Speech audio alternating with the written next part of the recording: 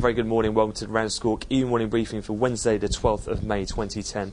After a slightly lower open for European equities, we have seen quite a stark change in sentiment. Risk appetite picking up across the board with two main events taking centre stage. First of all, some conclusion for the UK markets in particular, with David Cameron now being sworn in as the new Prime Minister for the United Kingdom, with that coalition being announced with the Liberal Democrat Party.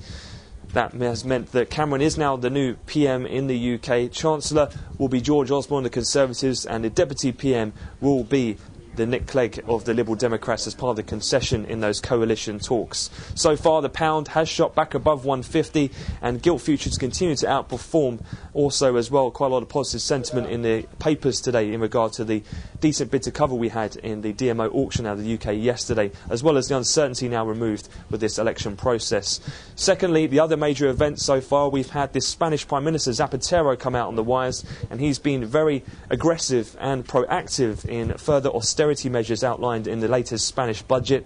That's been received as a good sign in terms of fellow EU states could well follow suit. That is, of course, part of this overall package that the EU outlined at the weekend, that massive 750 billion euros worth.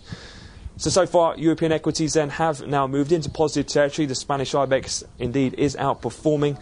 In terms of other things we've seen thus far, in terms of UK data, we've had the latest jobless numbers. Nothing too much in terms of away from the consensus, and movement fairly limited. But looking ahead, we do have the Bank of England's quarterly inflation report. That's due at 10:30. And just looking at the calendar, in terms of the US today, we'll have the NBA mortgage apps. US trade balance is the main figure for today. We'll also have the oil inventory numbers out of the Department of Energy. And then in terms of fixed income, today from Europe, we've got Germany, Portugal, as well as the ECB conducting a 6-month tender. So a couple of things to keep an eye on in terms of the peripheral states and shorter-term debt. And then from the US, we'll have 24 billion in a 10-year note auction later on in the session.